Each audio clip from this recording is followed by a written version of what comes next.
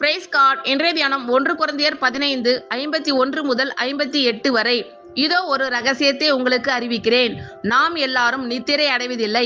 ஆகிலும் கடைசி எக்காலம் தொனிக்கும் போது ஒரு நிமிஷத்திலே, ஒரு இமை பொழுதிலே நாம் எல்லாரும் மறுரூபம் ஆக்கப்படுவோம்.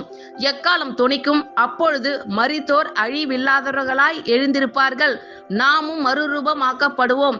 அழி உள்ளதாகிய இது அழியாமையையும், சாவுக்கேதுவாகிய இது சாவாமையையும் தரித்து கொள்ள வேண்டும்.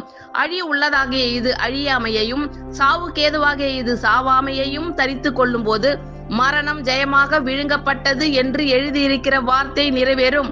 மரணமே உன் கூர் எங்கே? பாதாளமே உன் ஜெயம் எங்கே? மரணத்தின் கூர் பாவம், பாவத்தின் பலன் நியாய பிரமாணம். நம்முடைய கர்த்தராகிய இயேசு கிறிஸ்துவினாலே நமக்கு ஜெயம் கொடுக்கிற தேவனுக்கு ஸ்தோத்திரம். ஆகையால் எனக்கு பிரியமான சகோதரரே, கர்த்தருக்குள் நீங்கள் படுகிற பிரயாசம் விருதாவாய் இராதென்று அறிந்து நீங்கள் உறுதிப்பட்டவர்களாயும் அசையாதவர்களாயும் கர்த்தருடைய கிரியையிலே எப்பொழுதும் பெருகுகிறவர்களாயும் இருப்பீர்களாக. ஆமென். Thank you lord. கர்த்தர் உங்கள் அனைவரையும் ஆசீர்வதிப்பாராக. God bless you all.